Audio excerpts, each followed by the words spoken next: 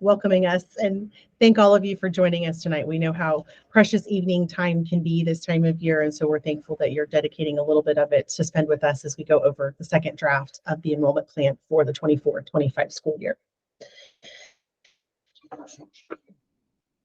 To provide some context, on October 17th, staff members presented the second draft of a new student enrollment proposal to the Board of Education. The draft includes updates from our public engagement activities related to the release of the first draft of the recommendations for assignment changes for the 24-25 school year. As a reminder, this year's proposal does include recommendations for the base attendance area for the new Woods Creek Elementary School, which is scheduled to open in July of 2024, along with associated middle school changes to align the feeder pattern for this new school. In addition, this year's student assignment proposal includes base assignment changes, calendar application changes in order to relieve capped and overcrowded schools, as well as to fill underutilized schools and to improve transportation efficiency. These changes will inherently provide opportunity for most students to attend less crowded schools, as well as to have more efficient bus routes. In addition, the board did discuss options that allow families affected by the proposal the opportunity to apply for a stability transfer and remain at their current school without district transportation. The purpose of today's session is specifically to share a brief update on the results of the public engagement activities and to address any questions you may have related to the current proposal. Your feedback will be used as the final draft of the proposal is prepared, and as a reminder, the final draft is scheduled to be presented to the school board on November 21st. Si necesita ayuda en español, por favor envíe un correo electrónico a studentassignment@wcpss.net y alguien se comunicará con usted mañana.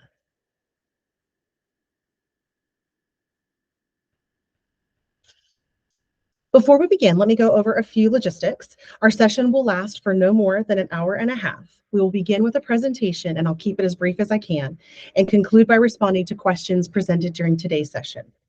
Throughout the session, if you have questions regarding the proposal or the recommended stability rules, or even suggestions for staff to consider, please post them to our thought exchange. You can see the link here. You can use the QR code or directly join by using the tejoin.com link and then typing in that code of 906-292-074. We do ask that you use the term #session5 so that our host can find those statements and comments and questions quickly from those that are already included in the thought exchange. We will monitor the exchange throughout the session, and we will make every effort to address any of your questions and comments toward the end of our session. Separately, you may also use the Q&A feature to pose questions. However, please note that these questions may not be included in the final summary of public comment that will be shared with the final draft when the final draft is presented to the board. However, if it's an easier way for you to ask your questions tonight, we would encourage you to use this feature. To access the Q&A feature, if you're on a computer, look at the lower right corner of your screen and you'll see these three shapes, the triangle, square, and circle. If you'll click on that, it'll open up another tab and then you can click on a question mark. If you're on a mobile device, you might look for these three dots, then look for the shape, and then eventually what you're ultimately looking for is this question mark Q&A feature. That'll open up a window for you to be able to post your questions. All of your questions are kept anonymous, which means we won't show them to the rest of the group tonight. So if you do have an individual or personalized question, we're happy to take that tonight. We'll shape it up when we're answering it during the Q&A feature. But if you do have a very specialized question about your individual family and you want some one-on-one support, we'll give you an opportunity for that toward the end of the session as well. So again, when you post a question to the Q&A feature, you won't see it displayed. Another thing that you'll notice is when the question is removed, that will let you know that our team has seen it, our moderators have captured it, and have put it into the document that we'll be using to answer the questions later today. So again, if you see your question removed, you don't need to repost the question. That's your confirmation that we've received the question and we've got it captured. I will show this slide again a couple of times throughout the session to make sure that in case you're not quite ready to post a question now, you'll have access to these links as we go through the session. Another thing I'd like to do is just remind you that we do have all of the information related to all of the drafts for this year's proposal, posted to our website at www.wcpss.net/2024 enrollment proposal. You will also want to frequently check out the frequently asked questions section of our website, as that is where we post all of our responses to many of the questions that are asked during these live sessions, as well as through the thought exchange itself. So again, we encourage you to revisit that frequently asked questions page about once a week to look for those updates to any new questions that might have been posed during these information sessions and through the thought exchange itself. Before we get into our summary, I do want to just take a moment and walk you through our enrollment policy. Excuse me, I'm so sorry. It's Board Policy 4150. And as you can see on this slide, it's quickly summarized as having us as staff look at things like student achievement, stability, proximity, and operational efficiency when making assignment-related decisions. However, it's a little bit more complex than this. And so I'm going to show you a brief video that talks through all 4 of these pillars and gives you a better understanding. I recognize that some of you may have attended a session after the Draft 1 release and seen this same video, but if you'll bear with us, we just want to ensure that if there's anybody on this call or in this meeting that has yet to receive this information, that they have this opportunity today. So we'll take a moment and watch this video, and then we'll come back and move forward with our presentation.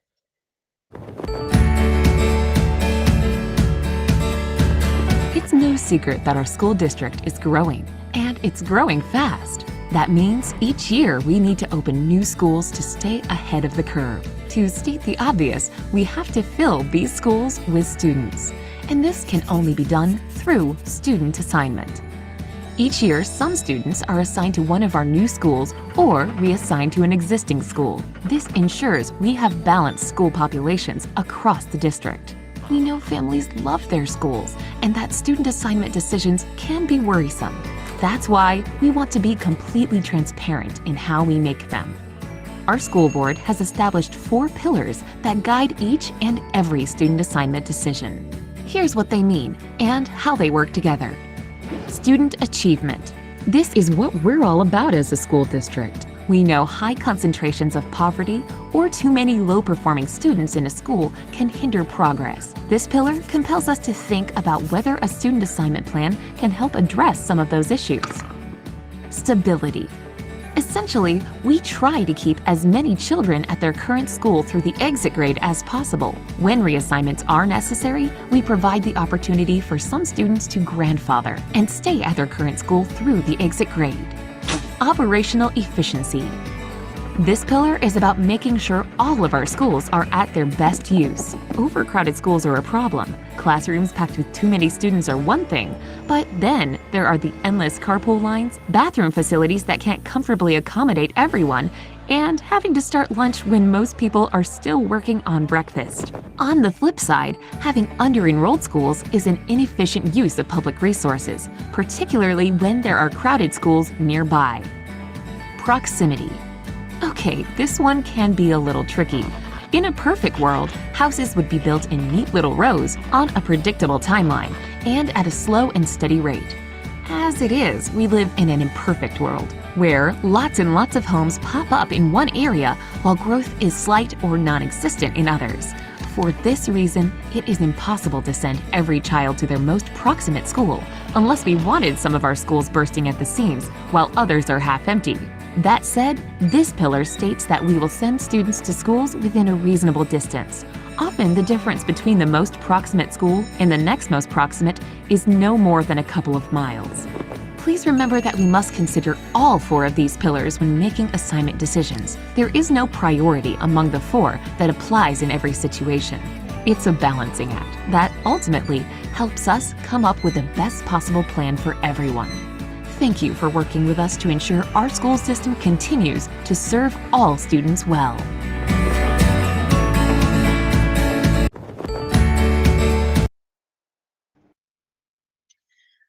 Thank you for allowing us the opportunity to share with you some more information on the policy that guides our enrollment planning work.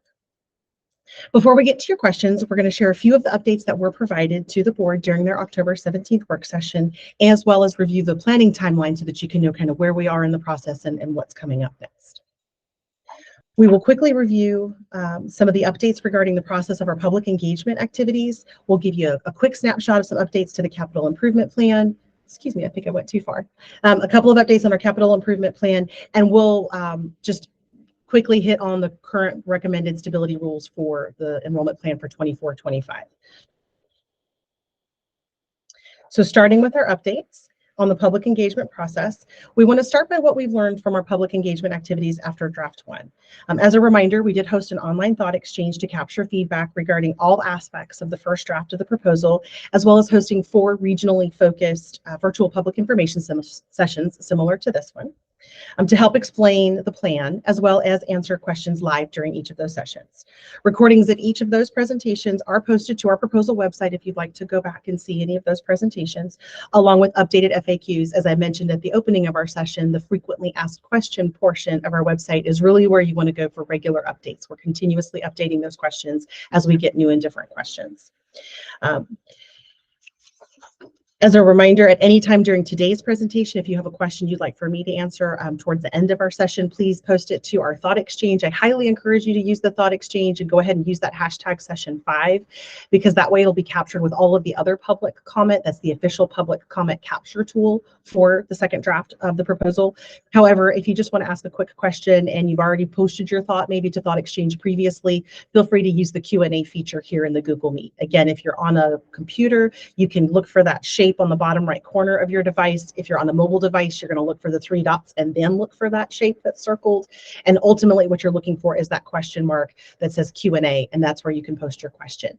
As a reminder, if you notice that your question is removed, that's your confirmation that staff have captured your question or comment and that we'll address it toward the end of our session. So quickly, let's talk about the thought exchange from draft one. As you can see here, we had just under 2,000 thoughts captured through the thought exchange with just over 1,700 total participants. I do want to say thank you so much for those of you that participated in the thought exchange. Not only was it a rich conversation piece for us as staff to understand fully what the concerns of parents are, we also really appreciate you taking the time to go through and do the ratings, because that really does give us a much clearer picture of how everyone feels about the various thoughts and comments that are in the exchange. And that'll be come to light when I show you some of the graphic representations of the data. Of the 1,404 families or individuals that responded to the What Best Describes Your Role, the vast majority identified as parents and guardians, but we were pleased to see a number of students participate as well as staff. You'll notice that these numbers do not add up to 100, and it's because you can choose whatever applies to you. So if you're a teacher and a parent, you could have clicked staff and parent guardian. If you're a student and feel like you're a community member, you could have potentially clicked both of those. So this just lets you get a round feeling of the large majority of those that participated identified as parents or guardians. You can also see some of the responses to the other survey questions, which just help to give staff a perspective on where we're getting good in reach into the county to make sure that all areas are being heard and represented. What we presented to the board as well, with Thought Exchange being a transparent tool, is these are the 3 highest rated thoughts from that first Thought Exchange. So it definitely gave staff the idea that not only, no matter how frequently a comment might have been posted about the change of school being stressful, it's clear with a 4.3 star rating that in a perfect world, everyone, parent, staff, district staff included, would prefer not to have to change a student's school assignment. So we need to be very, very thoughtful when we are making recommendations related to changing schools, because we do understand that everyone agrees that changing school is a challenge and can be very challenging for some students in particular. We see that the forging of bonds and friendships, that's part of that. And we also talk about stability needs.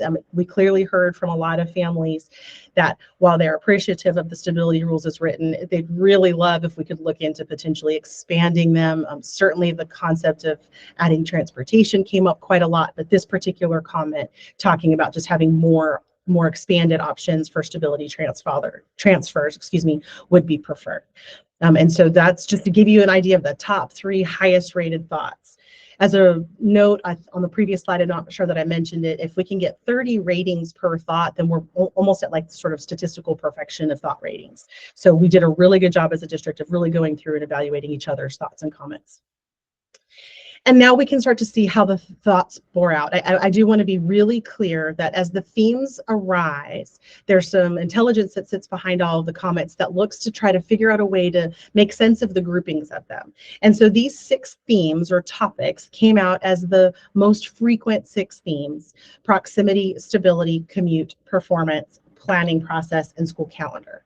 We do need to be careful and say that these might not represent all of the thoughts that talked about each one of these topics, and I'll show you in a moment how they're gathered. We have a little description of the types of thoughts and comments that are included in each theme.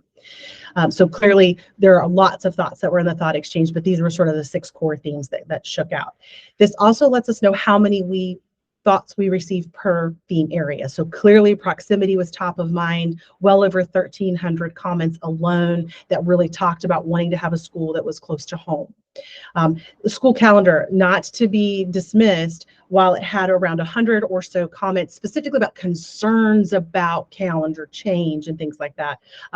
You'll see very quickly when I go to the next slide that even though it might have only had 100 thoughts in this particular theme, it clearly came out as equally as important as proximity and stability once everyone started rating the thoughts. And so this is really helpful for the board. This is really helpful for staff to be able to see not only how many comments are being made in each particular category, but how they're weighted for the district, for parents and community members that are participating. So clearly proximity is top of mind, school calendar is top of mind, stability is top of mind. The difference between these 3 bars is between a 3.6 and a 3.5 going all the way down to planning process. So all of the themes that came out as the 6 most common themes had relatively equal rating, which means that as a district, they're all of relatively equal significance for our families. And so that's important for us to keep in mind as well as we continue our planning. I mentioned that I would give you an idea of the kinds of thoughts that were in each category. So in proximity, you're going to see thoughts talking about preferring to be assigned to schools that are close to home, concerns about longer commutes. But if you go over to the right and look at the commute description, you'll see that there's also some thoughts there talking about traffic congestion and length of commute. So it is possible for a thought to be rated in multiple themes. And so if it does qualify for a couple of themes, then it'll show up in both and be evaluated in both, so that we can just get a really comprehensive look at what is the sentiment and what are the key factors and really values of our community in terms of school assignment. I don't want to go through all of these in great detail, but I just wanted to make sure you had an awareness that this was shared with the board, and you can look at these. All of these slides are posted as part of the draft 2 presentation, but I did want to take a moment and just give you an opportunity to get a quick visual of the kinds of thoughts and comments that were posted or aligned with each of those themes. If you were to go into the thought exchange now that it's closed, you can still go in and look at all the individual thoughts and do some keyword searches. You might be able to find maybe more comments that have the word calendar in them, but perhaps it didn't specifically talk about a concern related to the change of calendar. And so it didn't make its way into this particular theme. It doesn't devalue any of those thoughts. We just want to make sure that everyone's aware that this is not based on a keyword search. It's really more about the sentiment of the thought. And so sometimes as you're doing your individual looking at things, I just want to explain how that sometimes doesn't always add up just perfectly, just because the data can be, assessed and analyzed in multiple ways. The other thing that we wanted to take a look at is which areas were most represented. And so this is where I want to be really careful. This is an anonymous thought exchange. So if you marked that you're from the Northwestern area, that's not how you got into this particular theme or topic, because we do not track what you post based on what you say in your survey questions. What we did instead is we looked for keywords like Pleasant Grove Elementary, Alston Ridge Elementary, some of the neighborhoods that participated quite regularly in the thought exchange and called themselves out, as being part of the Northwestern area. We would look for those keywords just to say how many thoughts had those keywords in them, so we could get an idea of participation. And really, as staff, it's not surprising that the Northwest and the Southern and Southwestern areas had the largest total number of comments, because these have the most significant recommendations for their area. So the Northwestern area represents the recommendations related to Pleasant Grove Elementary, both the recommendations to be assigned out of Pleasant Grove, as well as the recommendations to be assigned into Pleasant Grove. So we did expect and are happy to see that lots of families are engaging in the conversation on this recommendation. And in the Southern and Southwestern area, those are mostly related to the opening of the new Woods Creek, which again impacts a significant number of families as they're being recommended to be assigned into that new school. Other areas that were unspecified sort of captures that sort of unknown group. The Southeastern area, again, no surprise there that that's the sort of the 3rd highest area that's represented, because there are some recommendations related to Bryan Road and included in the proposal, which would identify with that portion of the county. So again, this just gives us another way to look at participation rates and which areas are getting sort of the most feedback. Overall, From the thought exchange for the first draft, staff really took some key takeaways that there really is a strong desire for stability and continuity in education for students. There are concerns about the distance of new schools, new base schools or new proposed base schools, and there are some concerns about performance differences that exist today between the schools. There's concerns about lack of calendar choice options. As you might have noticed in the first draft in the original proposal, which is still moving forward, we did have several recommendations to reduce the total amount of transportation that's available for calendar application schools. I'll talk through that as well. There's concerns about the impact of the proposed changes on student social and emotional well-being, which I think is a subset of that sort of first bullet that we discussed. There's support for assignments to schools that are more proximate to home. So recommendations that do include students being able to be assigned to a school closer to home have been relatively well supported. There are certainly a lot of support for the idea of stability rules that keeps families and siblings together. And of course, there's the ongoing concern about having a lack of transportation being provided with stability transfers. So staff has heard this and the board has heard this, and we reviewed this and take this into account when considering all of the impacts that are included in the proposal to determine if or how we could make adjustments. And as a result of this and looking at the work that was done for draft one, we couldn't find any better solutions than what were originally included from a staff perspective. And so you'll notice that in draft two, there weren't really any recommendations to change anything from draft one. And that's not because this feedback wasn't heard. It was more because we couldn't find a better way to solve the issues of the day. And I'll talk through those as well. Quick reminder, we had sessions like this that happened as a result of draft one. You can see we had 403 people come to the total of all 4 of those sessions in person, and lots of views of those sessions after they were recorded. So again, this session will be recorded and posted. So if you have friends or family or community members that you think could value or benefit from listening to the session, please encourage them to visit the website. And I will not go through these one by one, but we had a lot of key takeaways from those sessions. Basically just looking at all the comments and questions and thoughts that were posted using either the Q&A feature or those hashtags per session, we were able to sort of summarize the sentiment of each area's session. And again, I want to get to your questions and answers quickly, so I won't go through these and read them all one by one, but I'll sort of pause on the slide and let you look at them. And also remind you that if you go to our enrollment proposal website, you can see all of these slides in their full detail if you haven't yet had a chance to look at all of them. You'd be looking for the draft 2 presentation. It includes all of these. So in the Northwestern area, we had 2 pages or 2 slides worth of comments or summary and key takeaways. These are not put in any particular order. They were just sort of grouped by type. I did put stability at the top just to sort of show that we recognize that's pretty much a #1 thing for families, is trying to have stability of assignment. And then after that, they just sort of get grouped together. You'll notice that for this particular area, for the Northwestern area, the year-round piece at the top, a question or an idea or suggestion perhaps that Pleasant Grove maybe convert to a year-round calendar, that the board did ask us to look more deeply into that, and we're hosting a very special dedicated session on that conversation tomorrow. We can certainly answer some questions today about that if you would like for us to, but please know there'll be a dedicated standalone conversation specific to that particular idea tomorrow, since it is something very different from what was originally presented. In the central area, we had 3 major key takeaways from that session. In the session for the southern and southwestern areas, again, this sort of encompasses that Woods Creek recommendation as well as some others from this area. Again, lots of concerns about stability, lots of key takeaways there about what families would like for us to do. Lots of questions about growth in this particular session. You know, we are in a high growth area in this portion of the county. How is the district preparing for and managing that growth? Questions about feeder patterns, questions about traditional options. Session 4, again, 2 more pages worth of key takeaways from this session, and this was the southeastern area. We did tag it as a southeastern and general overview. However, the large majority of the questions did come from the southeastern area. There were a handful that were just general questions, and so you can see those displayed here on this slide. Again, a key focus on stability questions and stability ideas, and then continued conversations here about communication, transportation issues.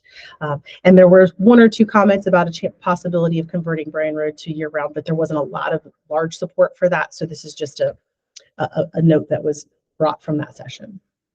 Okay, we're getting close.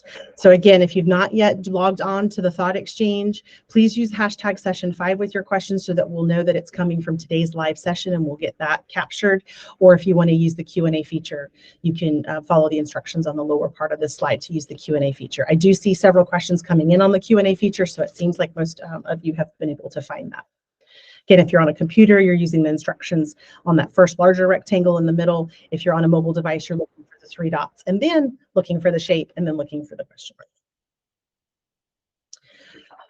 One thing that does impact our Northwestern area was a review of the capital improvement plan. So during the session, we were able to share a follow-up update. The facilities committee had already received this update prior to our work session, but we just wanted to make sure the public was aware that Parkside Middle School in the Morrisville area was originally scheduled to open to students in 2025-26. That has been postponed to 2026-27. So that doesn't specifically impact this year's assignment plan, but it does certainly impact our thinking and planning for the next enrollment plan.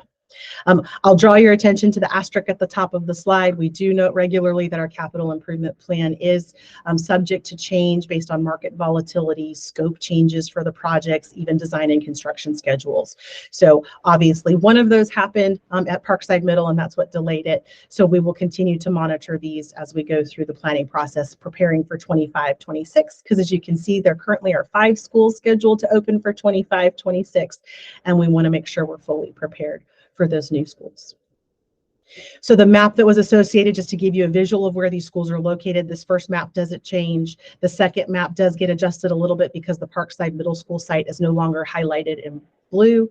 And then here, as we move on to the third version of this map, you can see that it's been put into sort of the out years. So we will continue our public engagement on all of these sites. We just wanted to make sure that families were aware that there would be a delay in the opening of that particular campus. The stability rules. So the stability rules come in sort of 3 sets for this year's plan. And so I'll always remind families that every enrollment proposal stability rules are unique and specific to that proposal based on the recommendations that are being made, based on the growth and crowding issues that we're dealing with for that particular year. So these are always subject to change in future years, but not for the students that are impacted this year.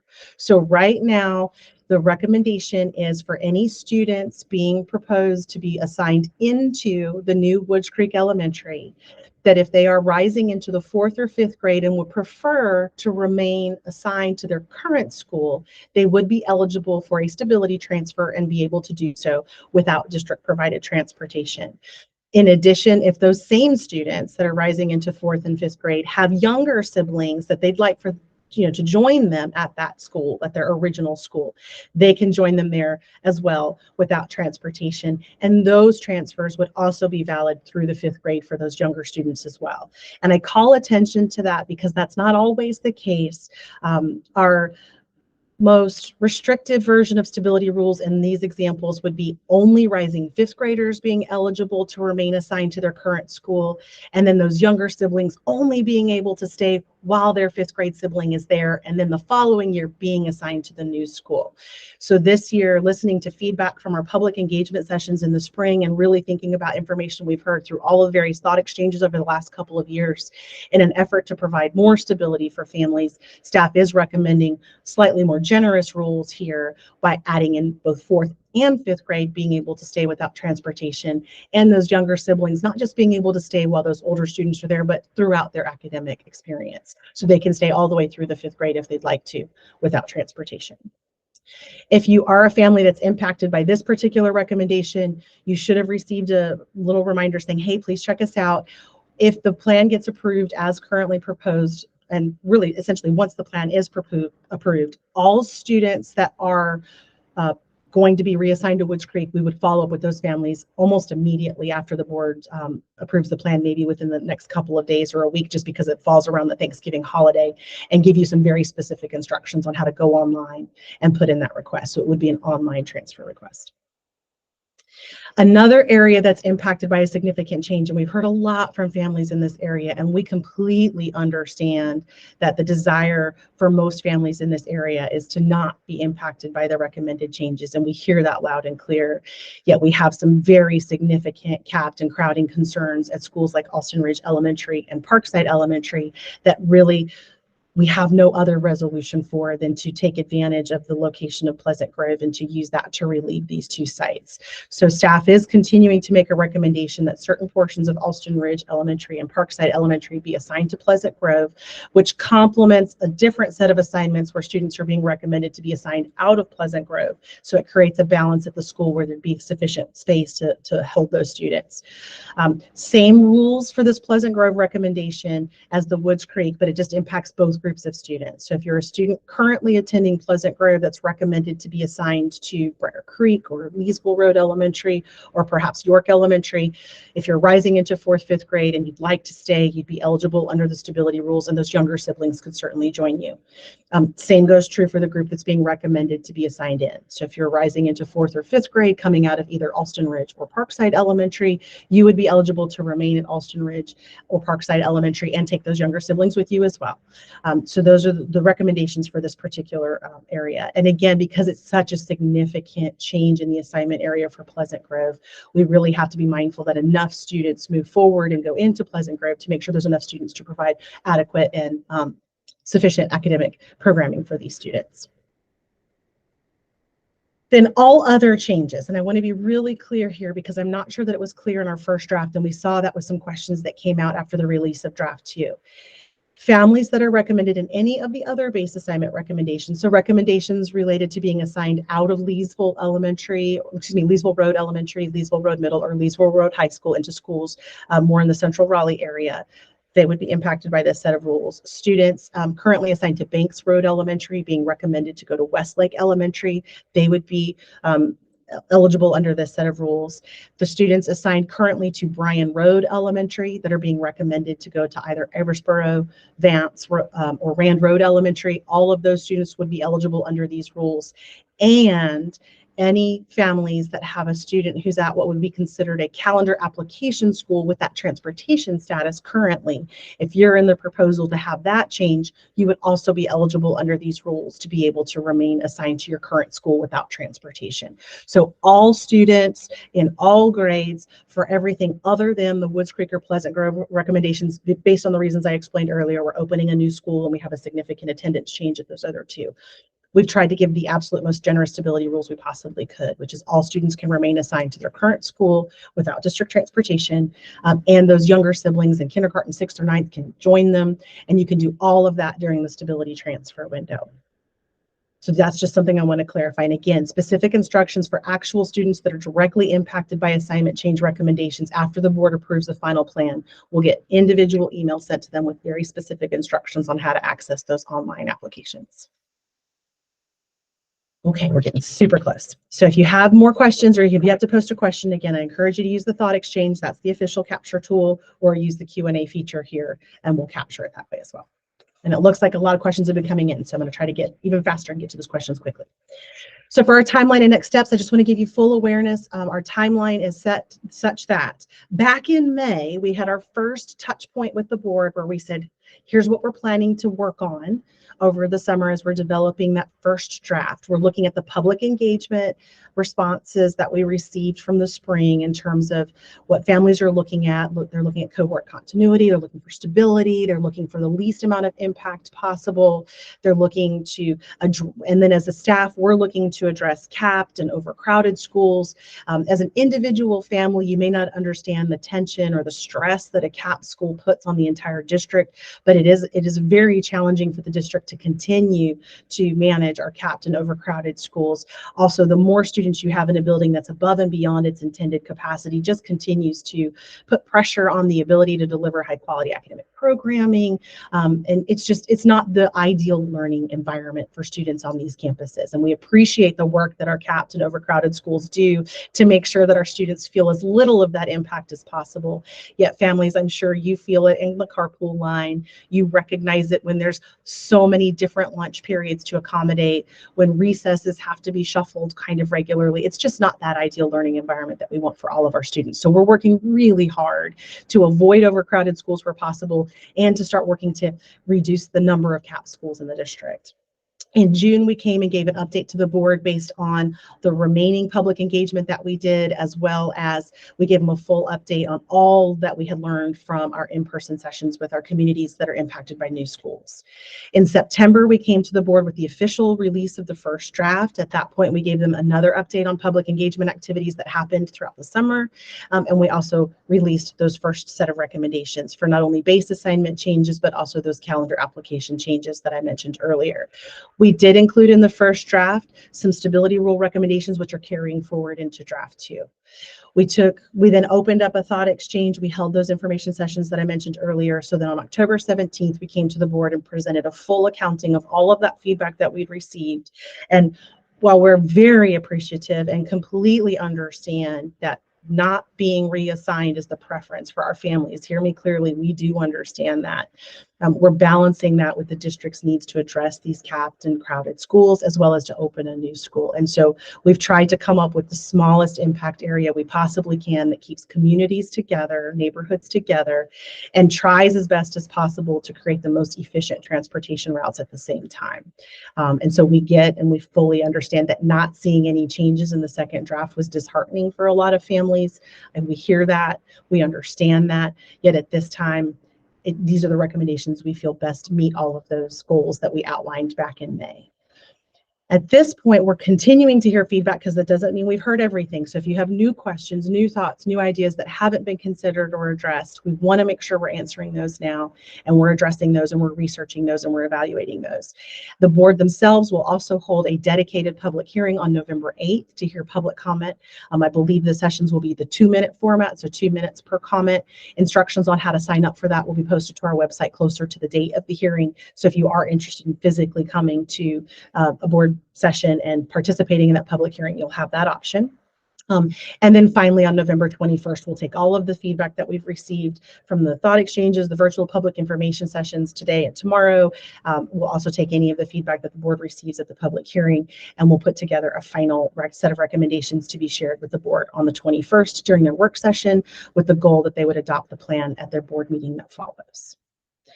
So really where we're at as far as next steps is continuing to participate in the thought exchange. It'll stay open through November 3rd. If you are impacted by the Pleasant Grove recommendations and want to come for that year-round specific discussion, that'll be tomorrow. And there's a separate thought exchange for that as well. Families were given that information, and links are also available on our website.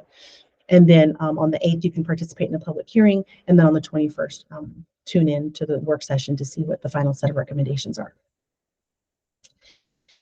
This is sort of our public engagement outline. You'll notice that tomorrow's date's not on here because when we presented it on the 17th, we didn't know that the board would ask us to look at the Pleasant Grove situation. So the Pleasant Grove meeting is tomorrow, the 25th, and information's on our website if you'd like to attend that as a secondary session.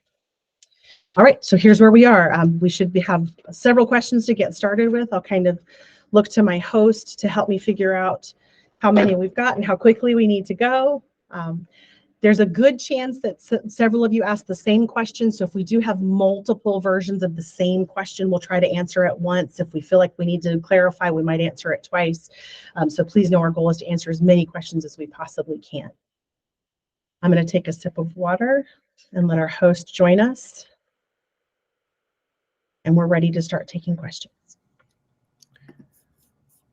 Great, thank you very much. I know that we have reviewed a lot of information and we would like to address as many of your questions as possible. If you haven't had a chance to or think of something else that you'd like to add using the thought exchange or the Q&A feature, you may do so or continue to do so. As a reminder, questions posted to the Q&A feature may not be included in the final summary, as the thought exchange is our official capture tool for this draft. As you're posting questions, we will review those that have been submitted during the session and start with those. And so with that, we'll go ahead and get started with our first question. And the first question is, why were there no updates or adjustments made to draft 2?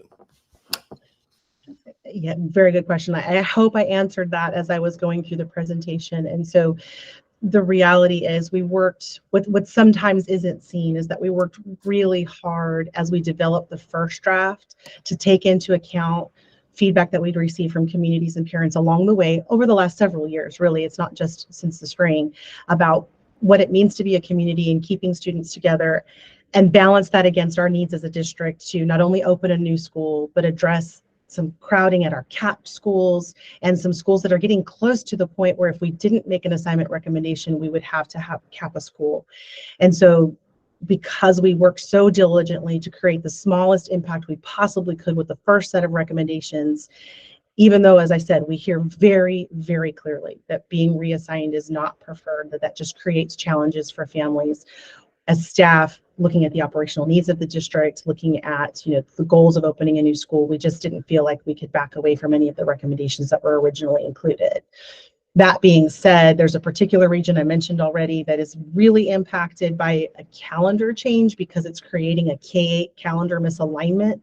If you're going from Alston Ridge or Parkside Elementary into Pleasant Grove, which is currently traditional, that creates a traditional elementary year-round middle school situation because those families are still assigned to Alston Ridge Middle. We heard that loud and clear. We got some guidance from the board, and they would like for us to explore the possibility of perhaps converting Pleasant Grove to year-round to see if that maybe manages or solves or addresses that specific concern. And so we're going to, like I said, evaluate that and look into that throughout the next several weeks, but specifically have a conversation about that tomorrow. So I hear that it just feels so frustrating to give us thoughts and comments and feedback and to not see any changes. Yet from our position, it's that we worked so hard to create the smallest impact we possibly could with the first draft that really we couldn't see our way to removing any of the current recommendations and still accomplish all those goals that we outlined back in May. Next question is, are all the students who are slated to go to Woods Creek Elementary also going to Lufkin Road Middle School? The short answer to that is yes. So with the base recommendations for Woods Creek, we also made middle school recommendations to align to Lufkin. That way the year-round calendar at Woods Creek would follow into that year-round calendar at Lufkin. A large majority of the attendance area is already assigned to Lufkin, but there are some portions that were being aligned from, I believe it's Apex Friendship Middle and Apex Middle to Lufkin to create that K-8 calendar alignment, as well as providing some relief to those two schools, one of which is capped. Next question, and the next few questions are about stability rules. The first one is, please clarify the stability rules for students proposed to be assigned to Pleasant Grove Elementary. Is it current students rising into 4th or 5th grades, or is it all existing students impacted by the proposed assignment changes are eligible to remain? Okay, so this is the specific set of rules for Pleasant Grove. So it's not the all existing, it's this set that you see here. In fact, if you look at the all existing, it'll say except for Woods Creek and Pleasant Grove. So for Pleasant Grove, if you're being recommended to be assigned out or in to Pleasant Grove, because we recognize there's a lot happening with that set of recommendations, all of those students, they would need to be current 3rd or 4th grade students or alternatively rising 4th or 5th grade students. So those are the same bucket of students to be able to have that initial eligibility.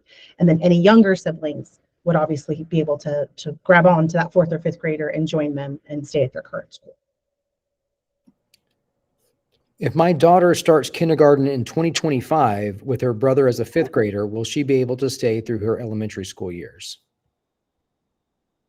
I'm going to try to clarify. So if I understand correctly, in this example, the kindergartner is using later on, not necessarily the stability rules, but just general transfer rules to join their older sibling in the 25-26 school year while they're a 5th grader and the young one's coming in as kindergarten. Then as the 5th grader moves on, can the kindergartner stay through the 5th grade? If that's the question, the answer is yes. I believe that's a question. Thank you for answering. Okay. I will have a rising 6th grader in year-round school and a rising 2nd grader going to Pleasant Grove. Can you add stability rules for siblings of middle schoolers?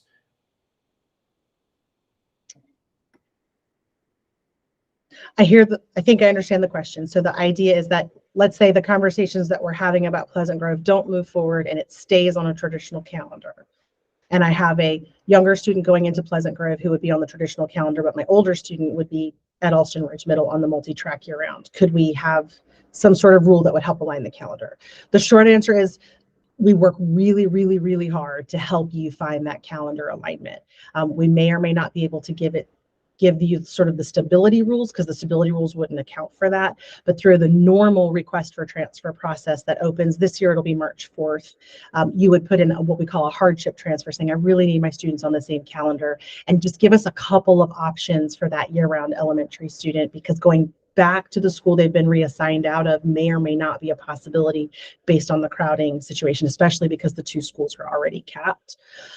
So the way to do that would be to put in a request during the March 4th time period. Sometimes we call it our request for transfer period, which is really what it officially is called. A lot of us maybe informally call it the hardship period, because that's when you can really write out your specific reasons, and they can be looked at individually in accordance with policy 4150. But we will work as staff to try to help you find calendar alignment for your students. We just have to stop short of promising that it can be at their current school. Is a stability transfer guaranteed? Oh, yes. So if your student, I was like, that's the end of the question. So if your student is eligible under the stability rules, you get that email, in sort of mid to late November after the board approves the plan, you'll have a very special designated window where only those of you that are eligible for stability transfers can apply for your transfer. And as long as you apply for it during that window, so I do want to do big asterisk, clarify, you need to submit your request during that dedicated window, which will be sometime after the Thanksgiving holiday. I don't have the date in my head right now, but I think it's around like the 28th or 29th of November. It'll open. It'll be open for 2 weeks. You'll be able to go in, put in that request, and as long as you put it in there and you're eligible, it is guaranteed.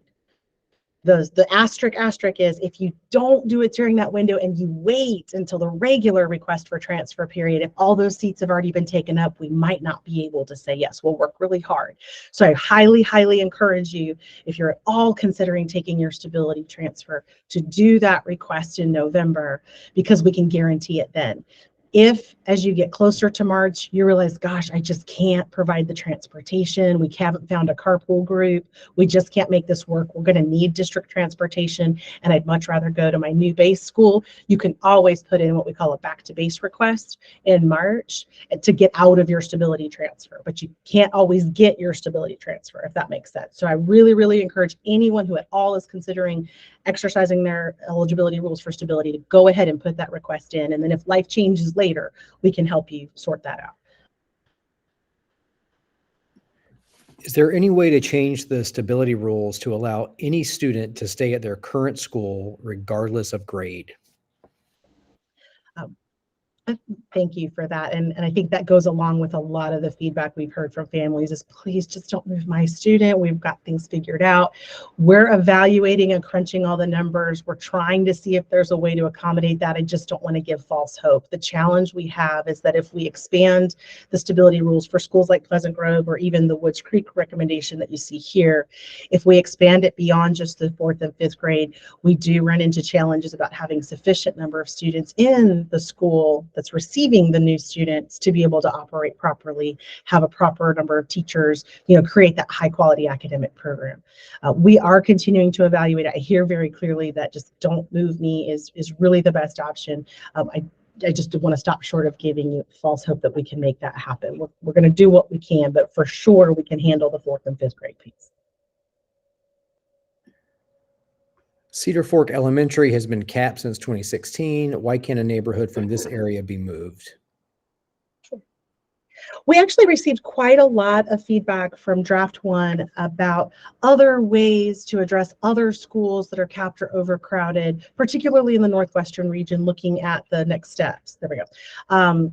And right now, the inherent challenge we're trying to solve is that Alston Ridge and Parkside Elementary not only are capped and overcrowded, but they're also in that particular region at the moment, the highest growth areas. So they have the highest amount of residential growth that's coming in the next couple of years, not 10 years, but like the next year or 2 or 3. And so our goal was to try to find a way to relieve the crowding at these 2 schools first, then to come back and look and see where is there other available capacity in the West. Because those of you that are from the Western area know there's a significant number of elementary schools that are capped in that area. And we're working hard to find solutions for all of them. But right now, taking a neighborhood out of, let's say, Cedar Fork or even Northwoods wouldn't solve the challenge that we're trying to solve, which is the crowding and the capping situations at Alston Ridge and Parkside. So this is, I think those cover most of our stability transfer questions for right now. Next question is, I have a rising kindergartner and I want to apply to a magnet school. How do I start the student enrollment and obtain the student ID? Is it the new base school? Do I go to the new base school or the old base school? Ah, excellent question. Thank you for asking that. Because the plan has not yet been approved, you go ahead and go to the current base for your address based on the 23-24 school year. So you'll work with that school to get your enrollment paperwork completed and get that student ID number.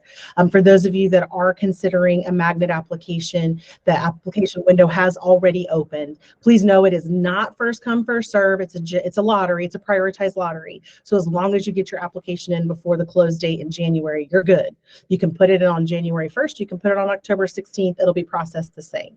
But yes, that's an excellent question. The plan has not yet been approved. And even once it is approved, it's for the 24-25 school year, not the 23-24 or current school year. So always do your pre-registration work at your current base assigned school for the 23-24 school year. And that would be for all grades. Thank you for asking that. Next question. I have a fourth grader and a sibling enrolling in kindergarten next year. Can we request transfer for both of them to a different public school in town, which is not the base school, when the transfer window opens? Certainly. So those students, I'm not sure if the fourth graders are already attending our school or not, but yes, you can always put in requests for all of your children at any point in time. If you want to use the magnet application period, you can put those requests in now.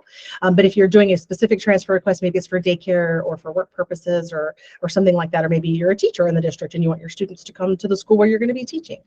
All of those reasons, that would be a perfect reason to use that March 4th application period. If you've not used our online application system before, you create a parent portal, and then you pull in each one of your students to the portal that you want to put applications for, so you can manage all of them in the same account. You will need to put in an individual request for each student because we do look at them individually, because we don't assume that you want all your kids transferred, but you can manage all of your students in that single account. Could Parkside Elementary get trailers to accommodate the growth as opposed to a reassignment? That's a newer question that's come up over the last couple of weeks about the trailer situation. And so the short answer is not really.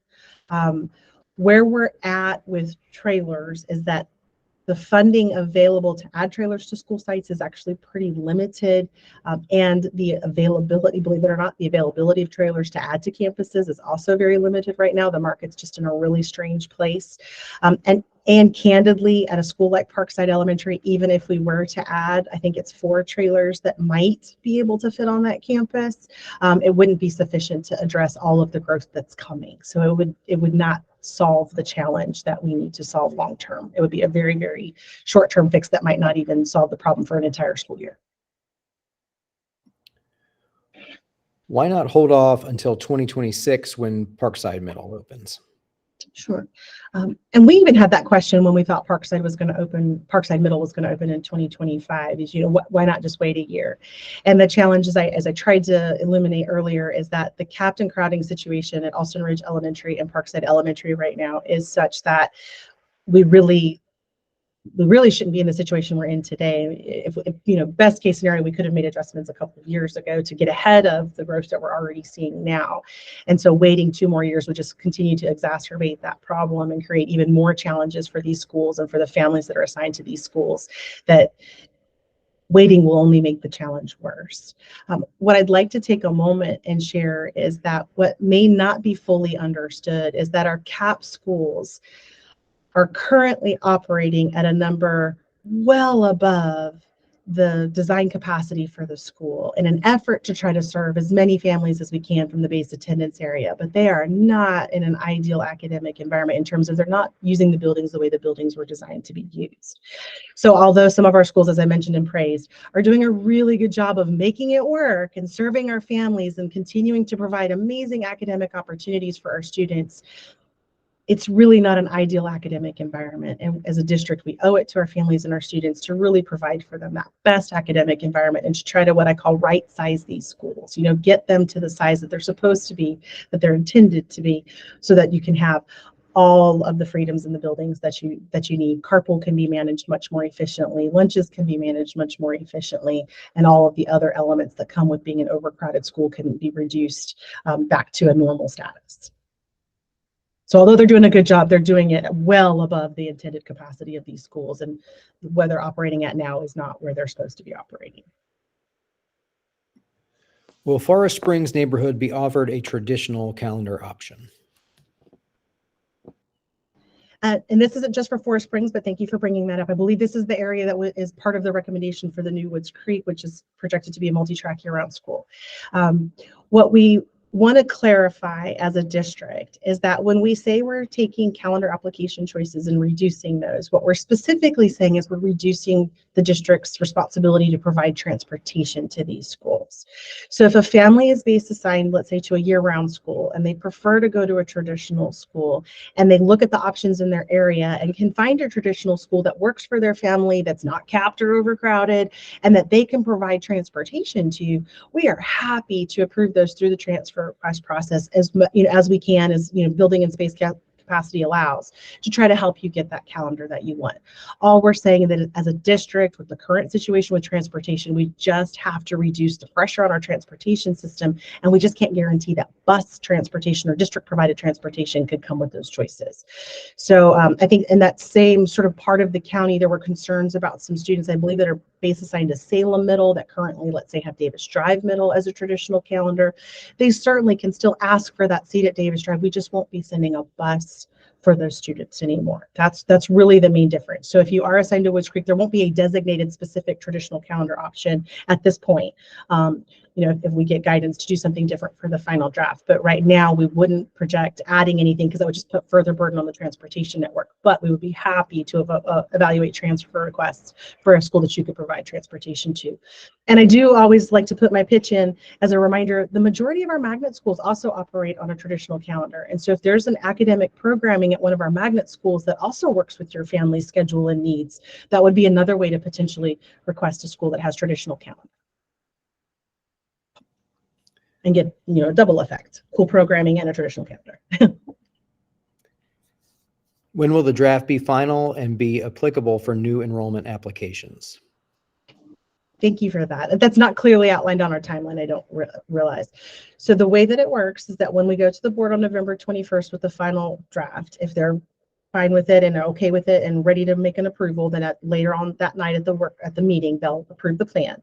Then staff will get to work immediately and identifying of all of the elements that are in the final approved plan, which specific students are directly impacted, and we'll start working with those students to let them know that they've been changed.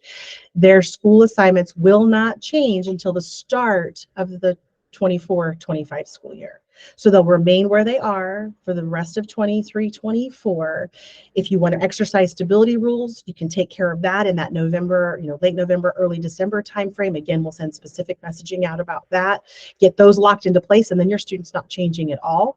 If you're not eligible for stability or choose to go with the new assignment, maybe because you need transportation or friends and neighbors are going and you think it'll be a great idea, just don't take action and your assignment will immediately be or automatically be changed for 24-25. So they won't take effect until the 24-25 school year starts. So if you're assigned into a year-round calendar sometime in July, and if you're assigned into a traditional calendar sometime in August. Will the Pleasant Grove calendar change be voted on by the board separately from the student assignment vote?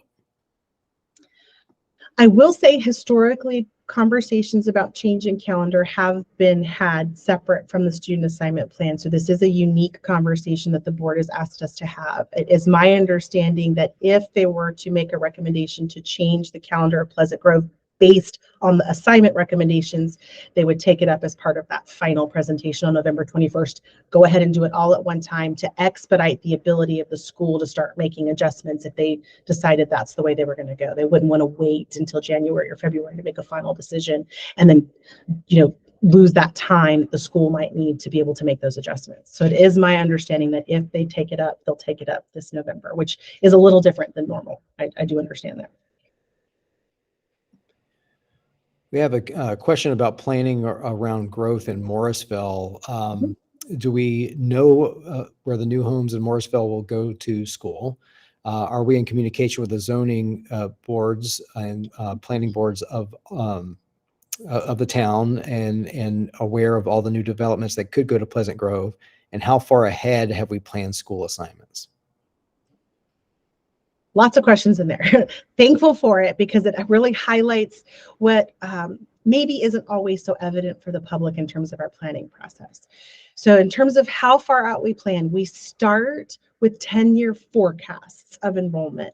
Our long-range planning department works with some outside agencies to do an annual update to the 10-year forecast. So every year we get an updated 10-year forecast that tells us how many students we should expect to see by region, taking into account all the things that demographers look at when making such forecasts. So we're looking at live birth rates, we're looking at in-migration rates, we're looking at out-migration rates, we're looking at economic development factors, all the things that go into helping us get a good idea of how many students we should be expecting of various ages across, the K-12 span over the next 10 years.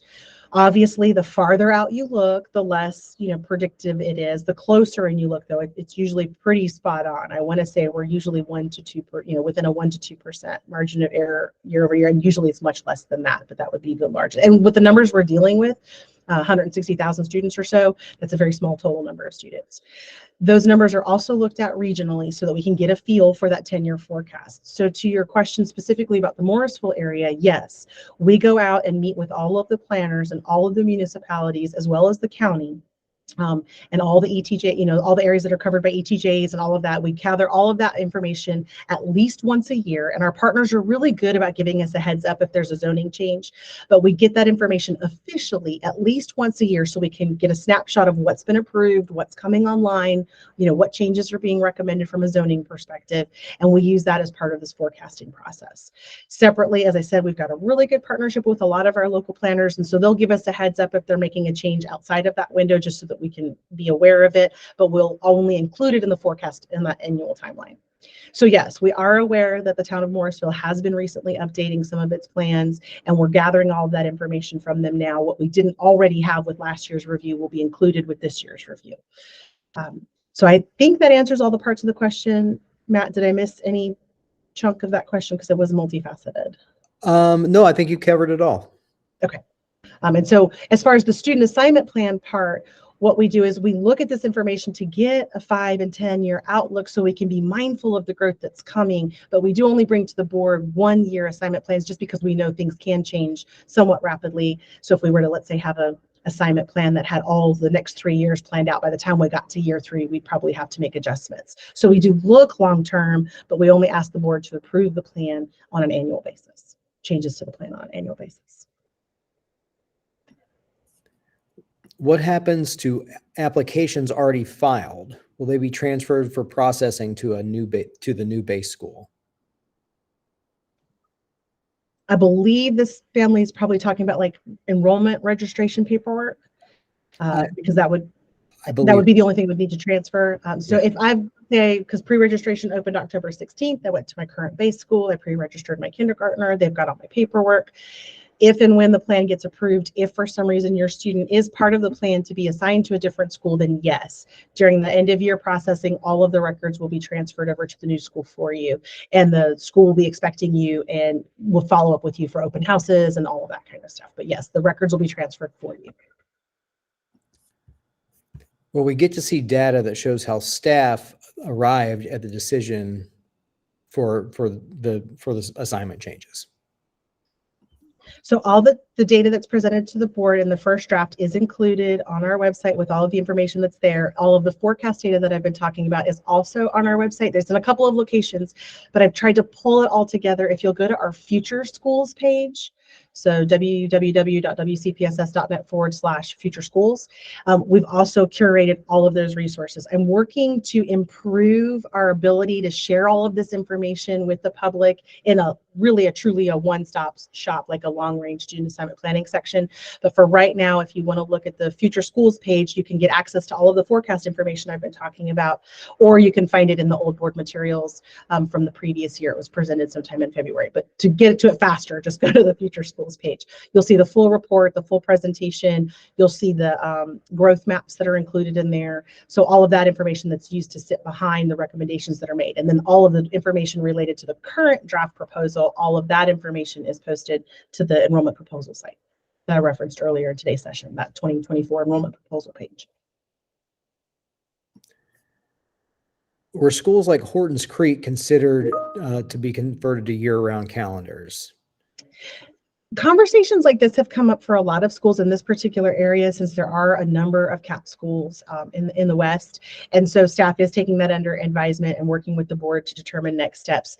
As we mentioned earlier with Pleasant Grove, typically when we're talking about the recommendation to convert the calendar of a school, it happens after the assignment plan's been approved, so we can think ahead to maybe a future year. So any conversations related to, let's say, a Hortons Creek or any school in the area that might be capped, where maybe perhaps converting to a multi-track year-round would solve some of the crowding issues, those conversations will be held in the sort of January to March timeframe with the board, and those are usually held with the facilities committee.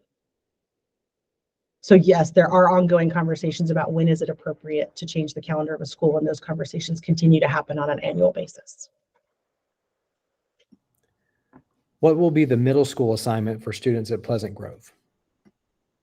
So for the next couple of years, it'll be whatever their current middle school is. So if you're currently assigned to Alston Ridge Middle, or if you're currently assigned to West Cary, I'm not sure all of the middle school assignments in the area, that would remain the same. And so then when Parkside Middle opens up, we'll have more community engagement to talk about what the assignment area for that school should look like. And if the students some of the students at Pleasant Grove are recommended to be assigned to Parkside Middle, we'll address that at that time. But we're having ongoing conversations about that. But until Parkside Middle opens up, there will be no changes to the middle schools in this area to provide that stability for those students while they're waiting for what the impact of the opening of Parkside Middle might have for their area. And this is just to reiterate something that probably was covered, is Wood Creek Elementary currently proposes a year-round school or traditional calendar school? Woods Creek Elementary is currently proposed to open as a multi-track year-round school. Yeah, to get that extra capacity that we can out of that campus from day one. The next question is about the board and getting feedback from staff and getting parent feedback from staff. Are they receiving this feedback? So the thought exchange that you all are participating in, every board member has access to it, just like you do as a citizen, to go in and dive in and look question by question, thought by thought, topic by topic. And then when we work with them on our presentations at the table, we summarize the data for them, but they certainly can ask us for any different types of summary that they'd like. So they do have access to every single individual thought that's been posted. I've even heard of board members in previous years, at the table saying, oh, I see that this is the highest rated thought right now. So they do have access to everything that you're posting. For the virtual public information sessions, as I said, anything that you posted in the Q&A, we're kind of keeping track of. We're going to do our best to summarize that, but it can't really be imported into the thought exchange. It's just not how the thought exchange works, because it's designed for you to type in your own thoughts and questions. So if you've asked a question today or given us a suggestion today that wasn't already posted to Thought Exchange, or that you have not already posted to Thought Exchange, I would ask that you follow that up and put it into the Thought Exchange, because that's I don't want to call it a one-stop shop, but it is the most comprehensive repository for all of the public comments related to the draft. So the short answer is yes, they're getting it. So this is a question related to stability transfers and transportation. In this specific example, I live in Kitts Creek, and my second grader and seventh grader use the school bus. If I choose to not use the school bus next year, can we stay at the Alston Ridge schools? So if a student is not eligible, I think it's the second grade student that we're really talking about here. So Right. I've got a second grade student who's not rising into fourth grade just yet, so they're not eligible under the current draft of the stability rules. So the short answer is you're not eligible for a stability transfer, so you wouldn't get that notification to participate in that November, December timeframe. You certainly could put in your request in March asking to be able to remain at Parkside with no transportation. I just have to be cautious that part of the reason we're making the recommendation to move these neighborhoods out of the school is to relieve the crowding at the school. So our ability to approve transfers back for students who aren't eligible for stability will be very, very limited. So I don't want to give you false hope. So the ability for someone who's not eligible under the stability rules to stay, there's a way to ask for it. And I think I mentioned earlier in one of the other questions, there is an opportunity in that transfer request period, that March 4th transfer request period, to put in your specific reasons. So if there's specific reasons that are a hardship for your family that are aligned with our policy, board policy 4150 on transfers, that allow staff to approve it, we'll do what we can.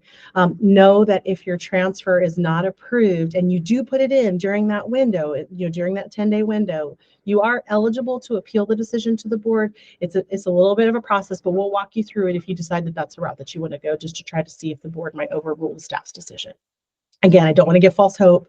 The likelihood will be pretty low, but there is a way to ask for it and to see whether or not it can be accommodated. In areas like Morrisville, where there's significant growth, why aren't any new elementary schools planned to be built there? Growth in the district and availability of land and the ability to build schools are just not always perfectly aligned for us. You may or may not be aware, but the process for doing rezoning and approving residential development is handled at the municipal level. And while we have good municipal partners that try to give us as much information as they can, we even have some that will ask our opinion. It is its own separate process. The county government, like the county commissioners, provide the funding for us to build new schools, and they're our partner in that process for seeking, identifying land to be able to purchase for the purpose of building a school. And so sometimes we have to look for the land after the residential development's been approved, which means there's much less land available to look for. So in the northwestern part of the county, which would be sort of where the Morrisville area is, there's just not much left for us to be able to build new schools in the area. In addition, there are other areas that are growing, believe it or not, even faster in other parts of the county. And so there has been, at least for the next couple of years, that priority to get those new schools online. And then the third element to all of this is we have aging infrastructure. Our district's been around for quite some time. We have buildings that are well over 100 years old that are part of our inventory. And we do need to do significant renovations on occasion to be able to maintain those schools and keep them functioning at their highest rate. So there's this constant tension between growth, available dollars, available land, the need to do renovations, as well as the need to address the growth. So it is a very complex puzzle that we try to solve as artfully as we can. Yet just right now, there are no new schools projected to open in that region at the elementary level. There's a middle school and a high school coming. This question starts with the neighborhoods proposed to go to Pleasant Grove are not proximate. How will this affect students on buses? Will it not add an extra long bus ride to their day? And then let's leave it at that. The last question is, why not plan to build another elementary school in that area, which you've already addressed, to address the transportation piece. Yeah. For those of you that were able to join us at the beginning of the session, I do want to clarify that the district and the board policy's definition of proximity is not as simple as the closest school to your home. We just, as I mentioned, with the complexities of the way that development happens in our district and the way that we acquire land and infrastructure, it's just not perfectly aligned in that way. So for us, proximity is the most proximate school with available capacity is really a better definition of that term for us, the way the policy guides us. And so in this example, we do recognize that for some families that are being recommended, let's say, to go to Pleasant Grove, it may not be the physically closest school to them, but it is the closest school to them that has available capacity long-term that can sustainably support these neighborhoods. And ideally, reduce, if not eliminate, reassignments in the future for this area. And I know that this community has heard that multiple times. It's just, you're just in this high growth area. It's been about, I think, 6 years or at least 5 since there's been a reassignment in the region, which doesn't sound great. And I do understand that. Please know, I hear that. We have other areas where they're getting reassigned every 3 years. So, and then there's some, that haven't been reassigned very frequently at all because they're in much lower growth areas. So we get that we have a little bit of all of it throughout the whole district. So in this example, we're looking for the closest school to the neighborhoods that can long-term provide, available capacity for these neighborhoods. As far as transportation is concerned, transportation efficiency can be measured a couple of different ways. And one of those is just being able to, fill up a bus and take it from one neighborhood to a school as quickly as we possibly can. We recognize that the bus ride might be a little bit longer, but it'll still be relatively efficient in the sense that it can come to the one neighborhood and fill up and then head on straight to the school without having to make too many stops between the neighborhood and the school. We recognize that those routes might be just a little bit longer, but from an efficiency standpoint, our transportation department has told us that all of the recommendations we included in the original draft and that are continuing forward are at the very least transportation neutral to the routing system, if not in some cases actually improving the routing system. So we get, for you as an individual family, it might feel like a little bit longer bus ride, but we do get as a district, it does provide some efficiencies in different ways for us. And I may not have specifically addressed it, but when you're at a CAP school and you have students that have to be overflowed to an alternate school because there's not room for them at the CAP school, that inefficiency compounds the situation even further. And so being able to reduce, if not eliminate, those overflow routes really tremendously improves transportation for our district. You touched on this topic a little bit in that last response, and this Sure. is using a specific example. Those of us being proposed to move from Banks Road to Westlake are also in the impact area for when Hilltop Needmore Elementary opens. Has this been taken into account so that we do not have to be reassigned again the following year? Yes. Thank you for asking that question. We haven't heard a lot from that region, so I'm glad that we're getting some feedback. Yes, this is a recommendation that as we look at the projected attendance area for Hilltop Needmore that we know would not be recommended to go to Hilltop Needmore. However, we could and would most likely be recommended to go to Westlake anyway. So we're what I call a phase one move. So in advance of the opening of Hilltop Needmore, to start relieving the crowding at Banks to avoid a situation where they get to a point where maybe they're so crowded that they need to look for a cap, is to go ahead and start moving some of the students from Banks Road to Westlake for the coming school year. And then that way, when Hilltop Needmore comes online in 25-26, we can further reduce and relieve the pressure at Banks Road Elementary. So yes, we did look forward to that. There will not be a second reassignment. In fact, as we go out for our community engagement for that particular school, you'll notice that the impact map will be much smaller.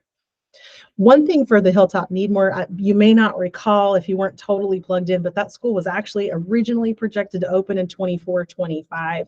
So we're just sort of capitalizing on the fact that there is room at Westlake to go ahead and get this assignment going right now. But again, because this is existing to existing and it's outside of the Woods Creek and Pleasant Grove examples, if families want to stay at Banks without transportation, they're able to do so. But if you want to go ahead and move on over to Westlake, you're welcome to do that as well. Next question, why not make all CAP schools year-round? It's a very important question that staff and the board are consistently wrestling with. I will point out that some of our CAP schools already are year-round. Two examples are Alston Ridge and Parkside. So Olive Chapel is another that comes to mind immediately that's a CAP school. So we are, as a staff and as a board, consistently and continuously evaluating residential growth patterns, that forecast that I mentioned, and whether or not a year-round calendar might be a way to address some of these concerns. So I would say, stay tuned, look forward to those conversations in the spring. They do happen every year where we have to really look at all of this. So we agree that could sometimes be a way to solve it. There's a lot that goes into that, as has been made very clear with the Pleasant Grove recommendations. We do need to think about the K-8 calendar alignment in the region. We do need to think about the long-term growth forecast for the area. Is this a bubble that's only going to last for a little bit and then it's going to die down, or is this a continuous high growth area?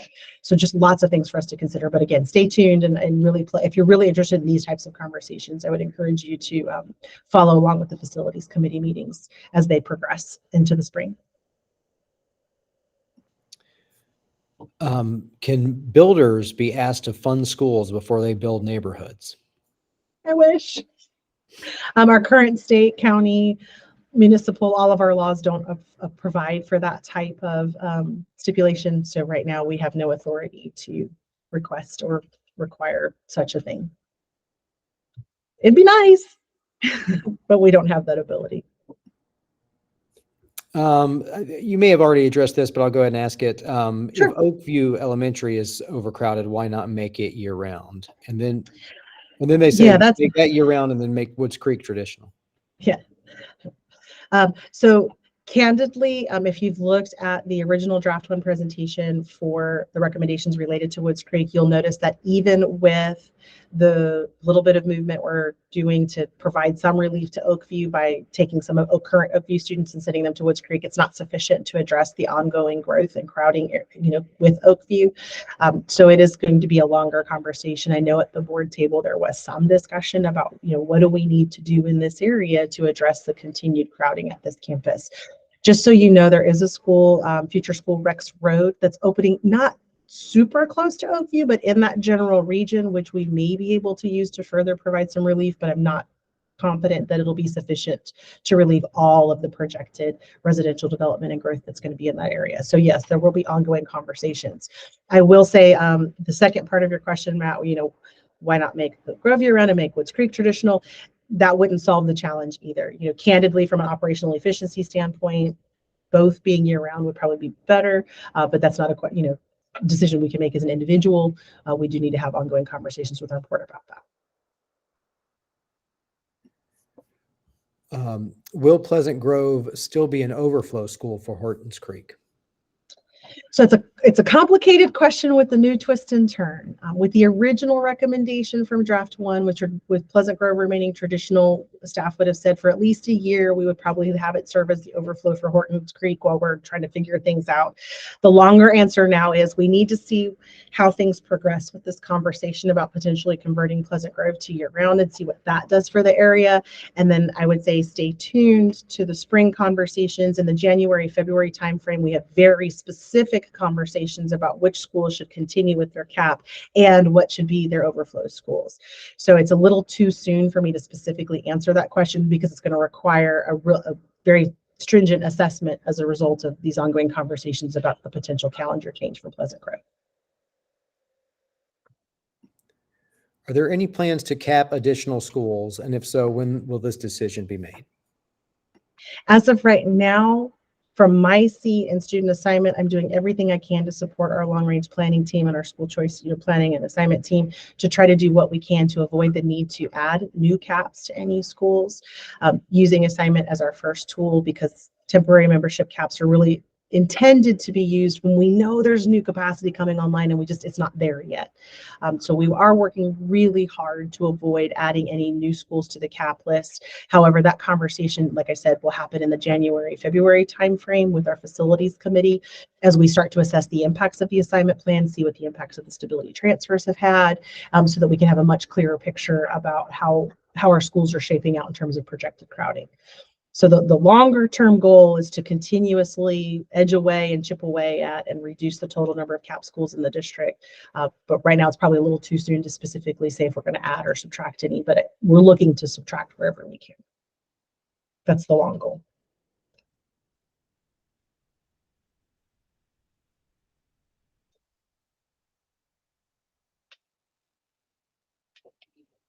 Okay, Susan, I think those are all the questions that we have for this evening. And wonderful.